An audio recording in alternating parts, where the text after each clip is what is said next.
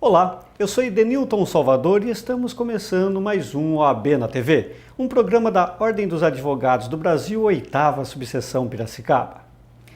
A existência da pessoa jurídica se justifica pela segurança fornecida pela separação patrimonial entre o capital da empresa e o patrimônio das pessoas que a constituem. Dessa forma, a pessoa jurídica adquire autonomia patrimonial, o que significa dizer que os bens particulares dos sócios não se confundem com os bens da sociedade. Contudo, essa situação privilegiada de segurança, com a finalidade de fomentar o desenvolvimento econômico, não pode ser usado para possibilitar abusos, tal qual se verifica quando a pessoa jurídica não é utilizada para a atividade às quais se destina, mas para outras finalidades. Nestas hipóteses, a pessoa jurídica terá essa sua característica de separação patrimonial desconsiderada, ignorada, mas apenas para os efeitos, para as consequências de determinadas obrigações. E para falar sobre desconsideração das pessoas jurídicas, uso indiscriminado ou não, convidamos hoje Dr. Jarbas Martins Barbosa de Barros, é mestre em Direito Civil pela Unimep, Universidade Metodista de Piracicaba, sócio fundador do escritório Borges Neto de Barbosa de Barros, Sociedade de Advogados, diretor da Faculdade de Direito da Unimep, professor de Direito Empresarial e de Monografia Jurídica da Faculdade de Direito da Unimep, presidente do Conselho da Faculdade de Direito da Unimep, presidente da Comissão de Capacitação de Docente do CONCEP, que é o Conselho de Ensino, Pesquisa e Extensão da Unimep, membro da Comissão de Recursos do CONSUM, Conselho Universitário da Universidade Metodista de Piracicaba, membro da Câmara de Gestão, o CAGES, e do Comitê Gestor da Unimep, Universidade Metodista de Piracicaba. Como advogado, atua na área de direito empresarial e societário. O Dr. Alexandre Augusto Gualazzi é doutor e mestre em Direito das Relações Sociais pela PUC São Paulo, professor de Direito Processual e do Trabalho na Unimep desde 1978, é advogado militante em Piracicaba desde 1976, como advogado, atuou e atua junto a sindicatos, prefeituras e também como assessor jurídico empresarial. É autor do livro AIDS e Direito do Trabalho pela editora LTR. Como vai? Tudo bem, Dr. Jarbas? Uma grande satisfação estar aqui com você, nosso colega Edenilton, de longa data. Graças a Deus, tudo em paz e com muito prazer de estar aqui com vocês, com o professor Gualazzi, meu companheiro de luta lá na universidade, e você, antigo amigo já de longas jornadas. Uma satisfação. Obrigado, doutor Gualazzi, como que vai? Tudo bem? Tudo bem, agradeço também o honroso convite, para estar aqui ao lado do colega Dr. Jarbas e do colega Dr. Edenilton, e estamos imbuídos da melhor boa vontade para tratarmos do tema desta noite, conquanto ele possa ser tido já como um assunto, de certa forma, já trabalhado há muitos anos, ainda assim traz sempre algumas novidades, que esperamos poder tratar adequadamente. Dr. Gualazzi, vamos falar um pouquinho sobre a história do Instituto da Desconsideração da Pessoa Jurídica. No Brasil, o Instituto da Desconsideração da Pessoa Jurídica surgiu com o Código de Defesa do Consumidor, que sofreu influência da jurisprudência norte-americana, tendo sido aplicado analogicamente nos ramos do direito onde o Instituto não recebeu regulamentação própria. E na Justiça do Trabalho, como vem sendo aplicado o Instituto da Desconsideração da Pessoa Jurídica? De fato, no Código de Defesa do Consumidor, o artigo 28 trouxe esta previsão de que os sócios proprietários de um empreendimento que viesse a causar algum prejuízo ao consumidor poderiam ser também responsabilizados pessoalmente, desde que verificada uma gestão ou alguma fraude que houvesse sido por eles praticadas. Mas, se não me engano, o Código é de 1990 e muitos anos antes disso ocorrer no Brasil, na Justiça do Trabalho já se entendia, inclusive em razão do fato do contrato de trabalho ser tido por muitos como um contrato intuito personae, ou seja, há uma pessoa física de um lado sempre que é o trabalhador, mas o contrato seria também feito com uma pessoa física, que é o proprietário do empreendimento, responsável pelos destinos da atividade empresarial. E desde aquela época já se entendia, né, que esta despersonalização deveria ocorrer.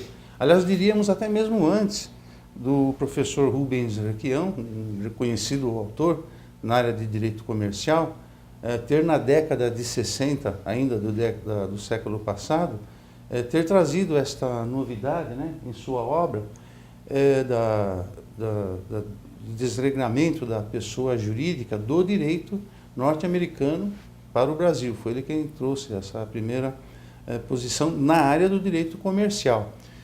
Todavia, a CLT, que é de 1943, em seu artigo 889, ela já preconizava que na execução trabalhista pode-se aplicar subsidiariamente a lei dos executivos fiscais.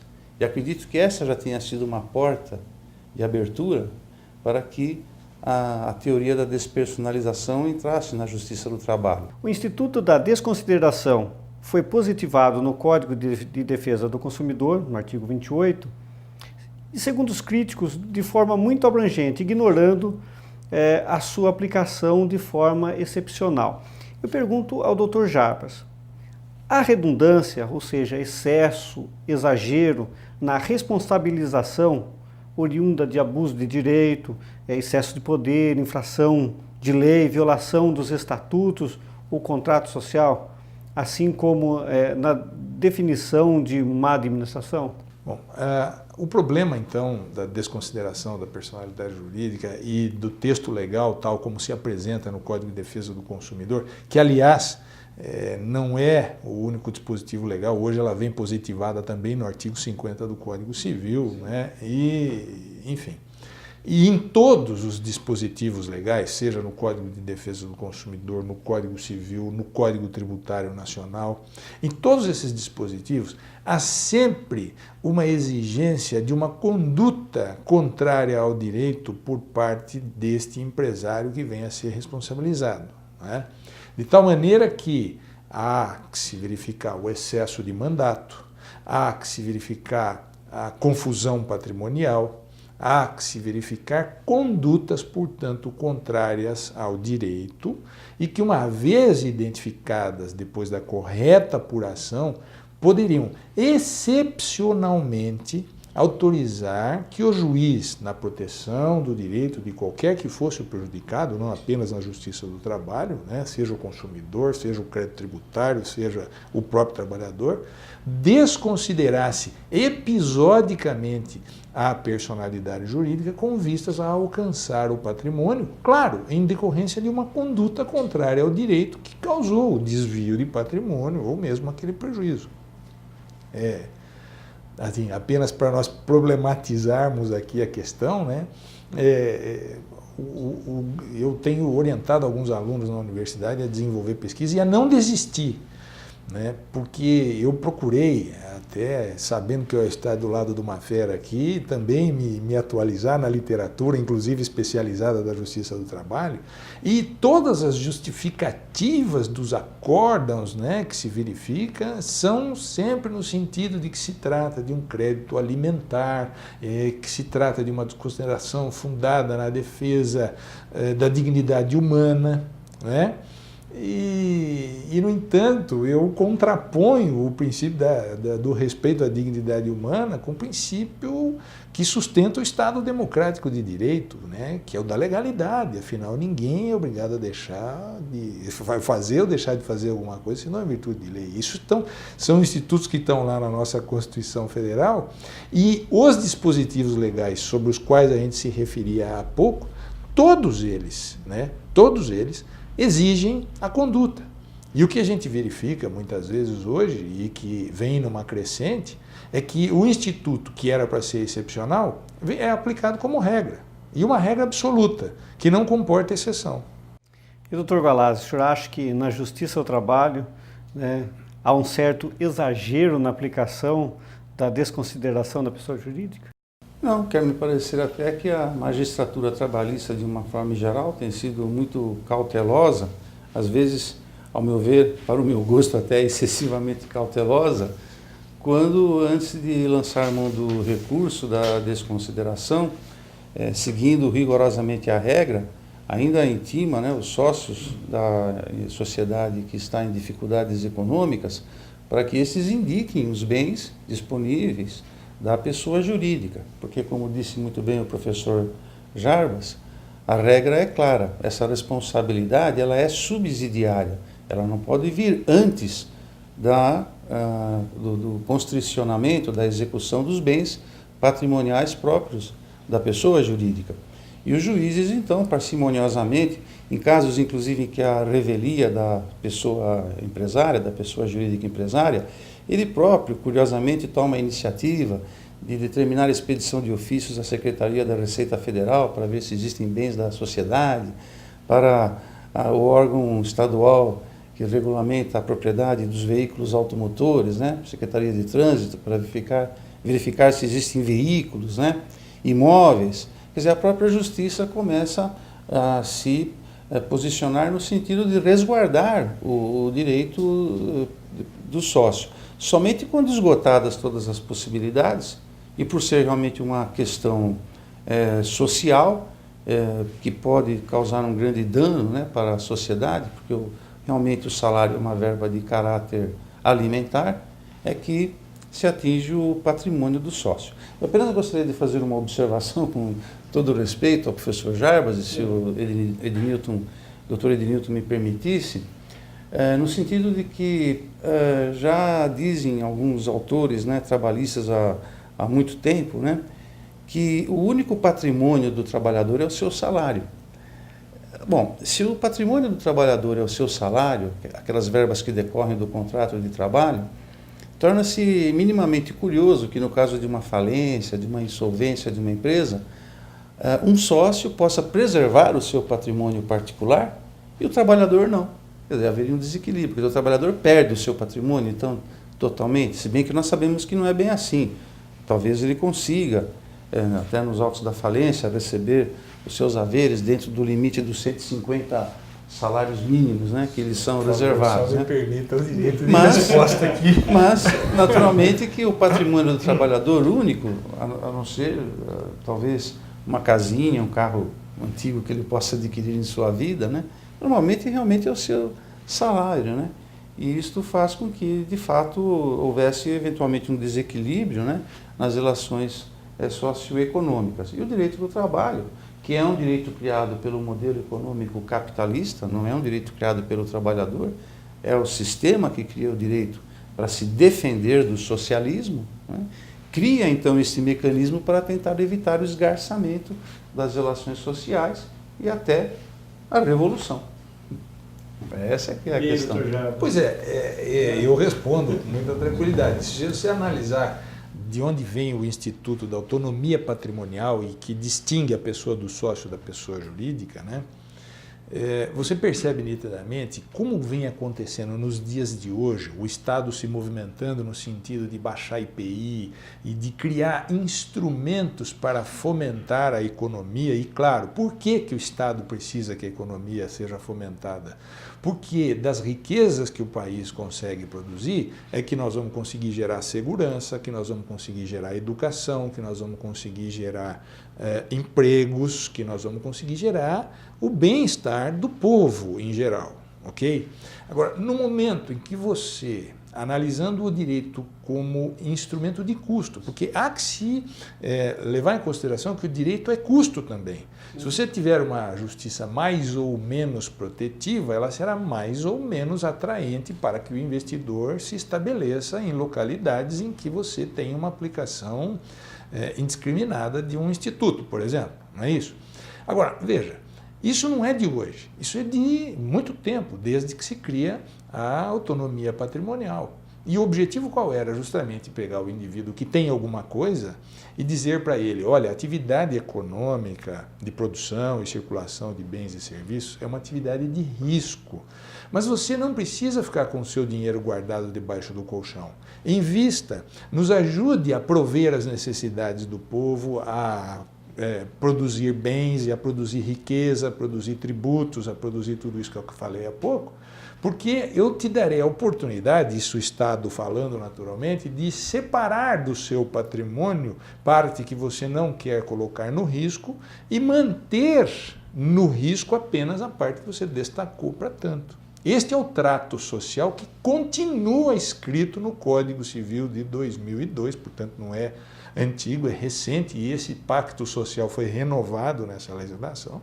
E quando se fala em democracia, ela está respaldada em pilares que são fundamentais, e o da legalidade é um deles, né? E no momento, então, ora, meu Deus, não pode, às vezes eu perco um pouco o sentido de entrar em sala de aula e ministrar para os meus alunos um semestre tratando de sociedades limitadas e de sociedades anônimas, e dizendo para eles que a responsabilidade do sócio é limitada ao capital social integralizado, e eles mesmos, cujos pais ou eles próprios já têm experiências de vida, vão falar, professor, desculpa, mas o senhor está falando balela aí, porque não é nada disso.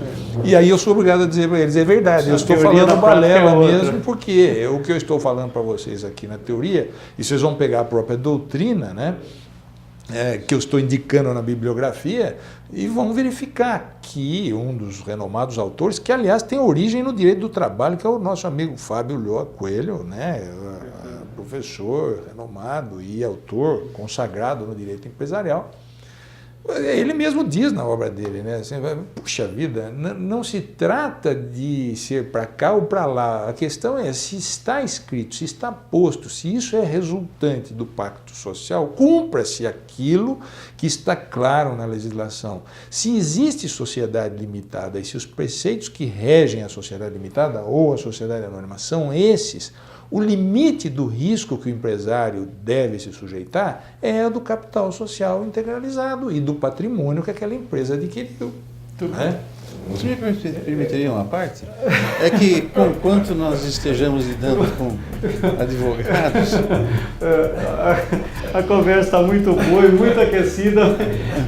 Uma parte é depois do intervalo. Tá bem. Então. Vamos a um pequeno intervalo e voltamos daqui a pouco. O programa OAB na TV Piracicaba tem o apoio cultural da...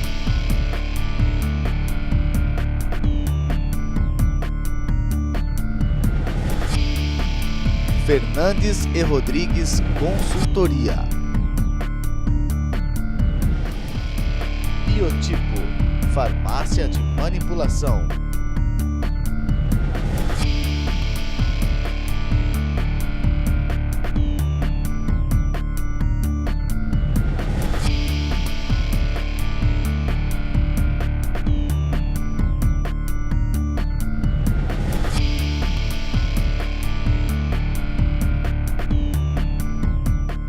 Lobão, clínica veterinária e centro de estudos avançados em homeopatia. Bala Minuti, gestão do conhecimento.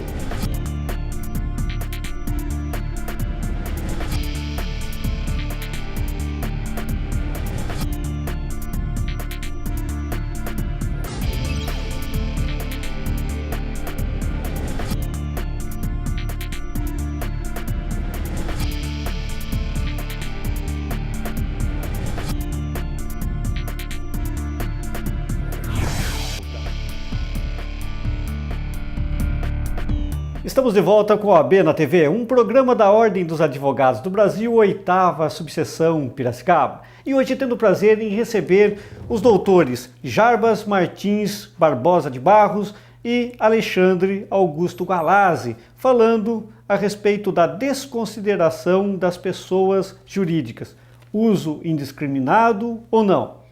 E antes do intervalo, o doutor Gualazzi pediu uma parte, né? O Dr. Jarbas estava dizendo a respeito da não observância, da limitação da responsabilidade nas limitadas. E fica à vontade. Porque eu, na verdade, só estava pretendendo trazer a consideração do público, né? Inclusive, uma vez que leigos também acompanham esse programa, que ninguém precisa ter medo, naturalmente, de comprar ações em bolsa de valores, né? Porque as sociedades de capital não permitem realmente que haja responsabilização do patrimônio pessoal de um sócio de uma sociedade anônima, né?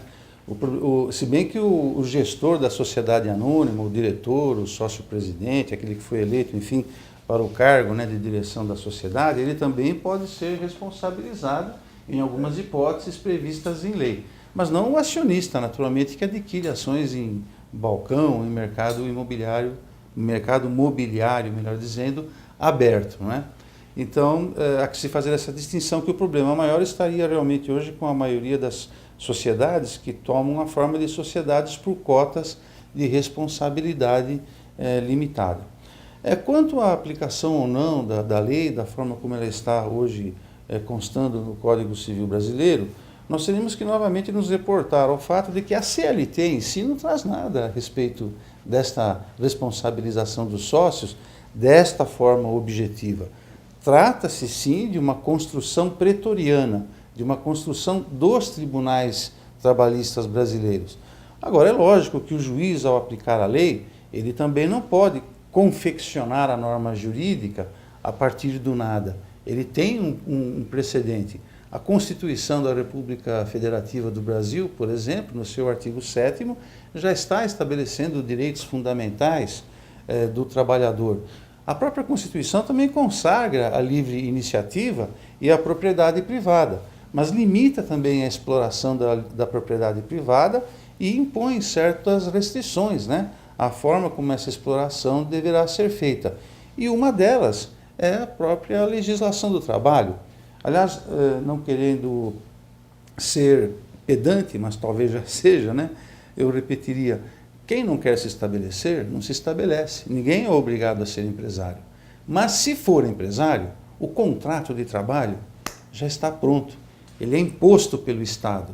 Você vai ser obrigado a se adequar às normas trabalhistas, dentre as quais aquelas que dizem que a verba salarial é verba de caráter alimentar, era super privilegiada, os trabalhadores foram de certa forma prejudicados com a nova lei de falências, né, que limitou seus créditos privilegiados a apenas 150 vezes o valor do salário mínimo, mas ainda, né, a Justiça do Trabalho tenta até mitigar os efeitos desta legislação, que me parece ter sido elaborada, não sei qual a opinião do professor Jarbas, bem ao sabor do sistema financeiro, não é?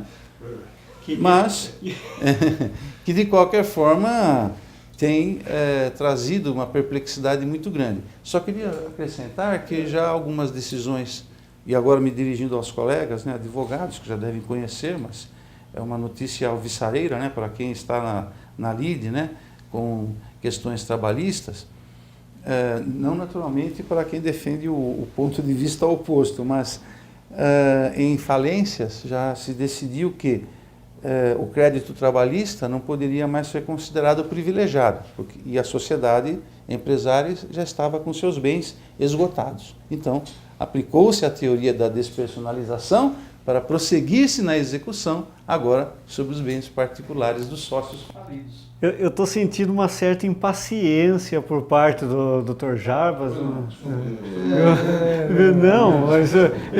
Não é impaciência. Impaciência, ele está doido para falar. Não. Na verdade, não. A verdade, olha, o que até eu dou risada aqui, porque o Gualazzi eu já conheço de longa data, né? Meu amigo do peito, e é uma honra muito grande, uma noite gostosíssima essa.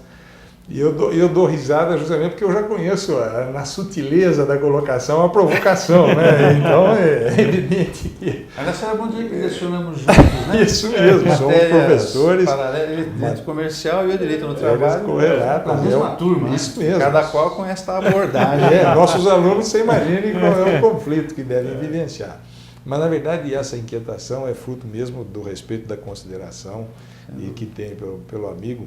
E, na verdade, a lei de falências, né, quando ele fala bem, é o sabor, né, do poder econômico e tudo mais, e há alguns trechos... O setor financeiro, né? Há alguns trechos, por exemplo, hoje, e que já começam a ser citados pelo legislador, que ele cria a norma e ele tem que citar expressões assim, ó, inclusive para o crédito trabalhista, inclusive responsabilidade trabalhista. Por exemplo, na lei de falências, hoje, o indivíduo que arremata o parque fabril de uma fábrica que pode voltar a entrar em produção, na Justiça do Trabalho, caracterizava a sucessão e esse indivíduo não arrematava, evidentemente, e aquilo viraria sucata e iria então para o lixo, porque não havia perspectiva de arrematação sem que acompanhasse a sucessão dos créditos trabalhistas.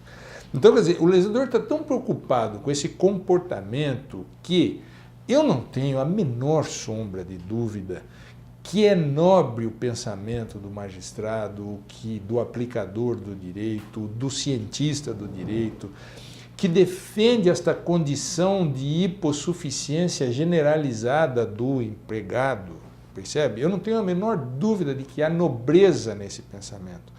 O que eu peço apenas, né, é que se reflita na perspectiva de encontrar na conduta do empresário também um ato heróico, pode-se dizer, porque não pode se falar num país que precisa de riquezas, num país que o ministro lá do PT, presidente, vai lá e reclama que o empresariado está muito acanhado, que o empresariado precisa fazer com que o país cresça, precisa produzir e cria estímulos.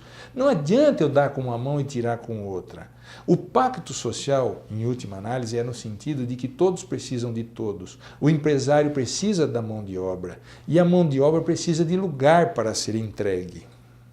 E se eu partir desse pressuposto que nós temos apenas a condição de privilegiado do crédito do trabalhador, que não é regra ser este hipossuficiente, né? Quer dizer, é comum que muitos trabalhadores de fato gozem de uma condição não favorecida, mas não é a generalidade.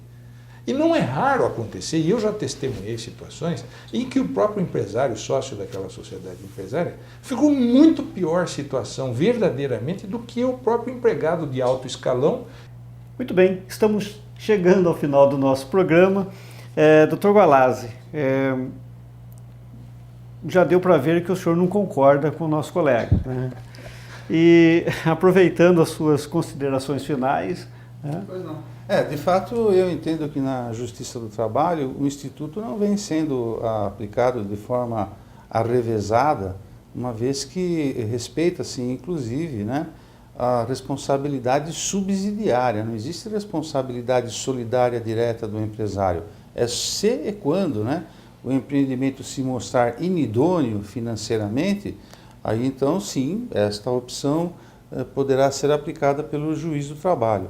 E o sócio proprietário da empresa atingido, ele terá a oportunidade de se defender, inclusive via de embargos, né, a execução, quando ele poderá até também, eventualmente, conseguir excluir bens que foram alcançados indevidamente, né, como provenientes de herança ou de alguma outra origem que não possa ser confundido, né, com um patrimônio aurido com a atividade empresarial.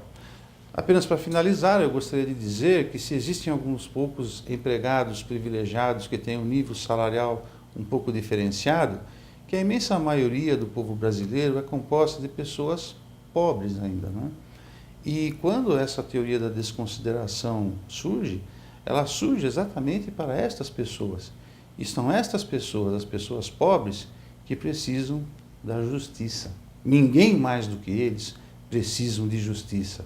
E é nesse ponto que eu faço o meu contraponto à fala do professor Jarbas, porque eu me sinto orgulhoso de ser advogado e de ser advogado trabalhista, por lidar com estes valores sociais, que fazem com que possamos continuar a ter a esperança de viver numa democracia, porque o receio que se teve quando dos albores do direito do trabalho era exatamente o fim da democracia pelo surgimento de ideologias absolutistas que vinham como salvadoras, né, da realidade vivida pelos povos, como a Alemanha nazista vivenciou, né? Então, para fugirmos dos radicalismos é que temos que preservar a democracia, mas com justiça social, porque sem a justiça social, o risco do absolutismo, seja ele de direita ou de esquerda, ele realmente cresce muito. Daí a razão pela qual eu ainda considero, né, tenho grande consideração, grande apreço pela minha área de atuação, o direito do trabalho. Muito bem, e chegamos ao final do nosso programa. Quero agradecer você, telespectador, que esteve até agora conosco, aos nossos apoiadores culturais e dizer que você também pode participar, enviando críticas e sugestões para oabnaTV_edeniltonsalvador.adv.br. Até o nosso próximo programa, se assim o bom Deus permitir.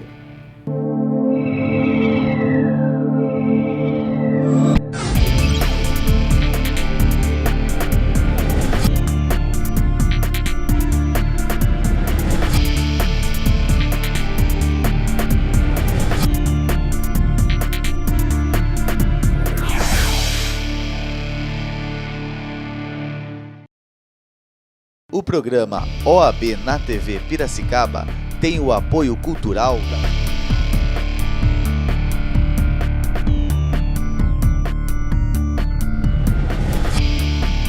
Fernandes e Rodrigues Consultoria, Biotipo, farmácia de manipulação,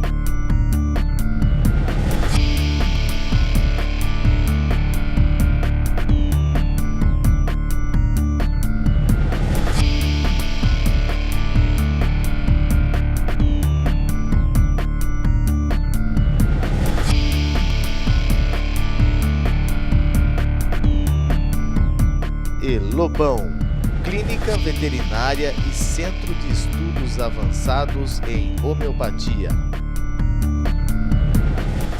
Bala Minute, gestão do conhecimento.